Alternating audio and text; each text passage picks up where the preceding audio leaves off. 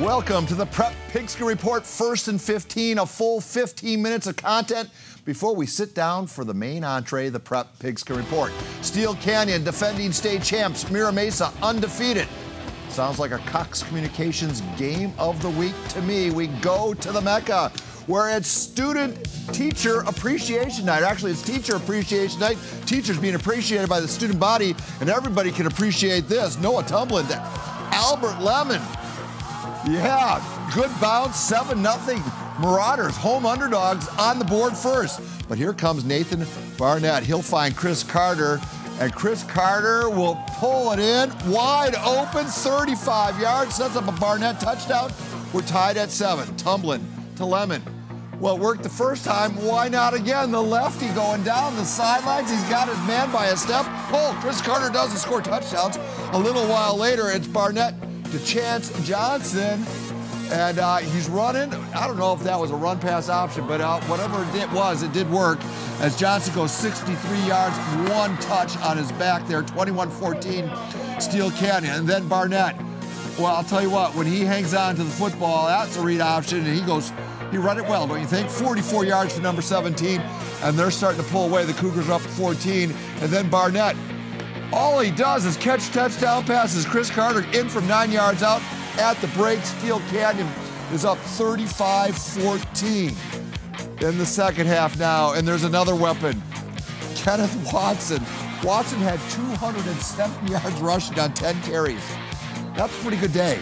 3 touchdowns, 53 yards. He wasn't on our big board, but probably should have been. This one's all Steel Canyon. They go on to win it 52-35 in an offensive shootout. Let me introduce tonight's 1st and 15 guest, 2-time state champion, 13-time section champion, and a legendary Pirate, Mr. John Carroll. Coach, initial impressions. Talent.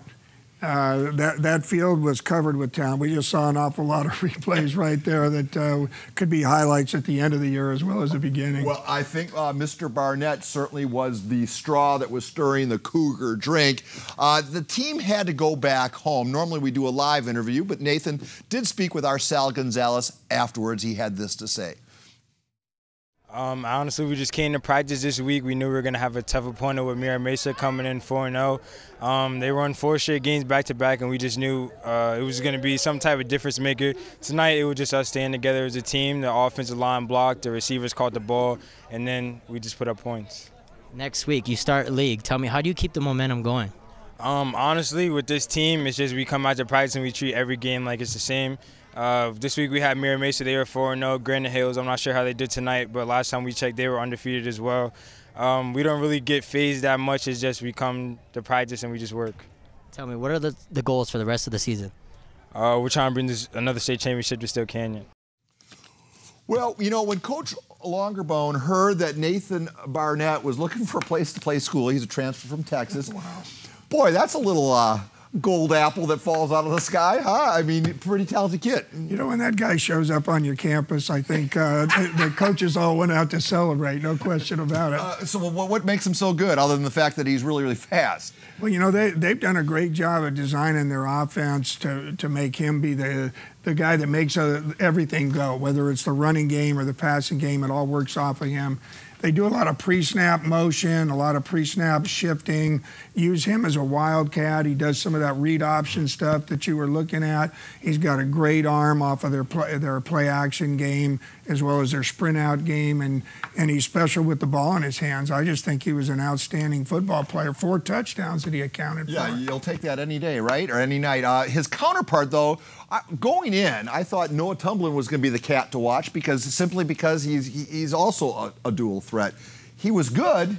He just wasn't the best. Yeah, you know, he was very good, and you know, his connection with Lemon was special. I mean, they're 2 catches, but they were big-time plays, which is what I expected to see out of Mira Mesa. But then, unfortunately, Lemon went out after the halftime and wasn't able to come back, or they could have put more points on the board. So Mira Mesa suffers their first loss.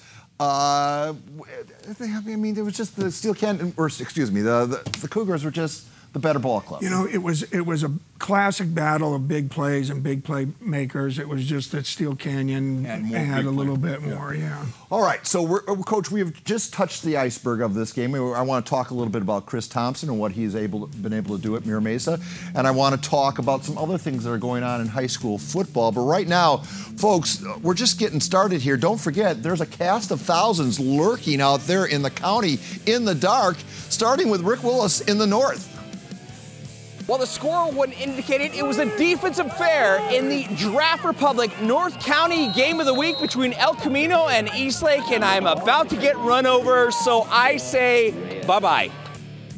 It's time to take a ride on the sandwich side. What do you say, Ron? City Game of the Week. The highlights are coming up. That's right.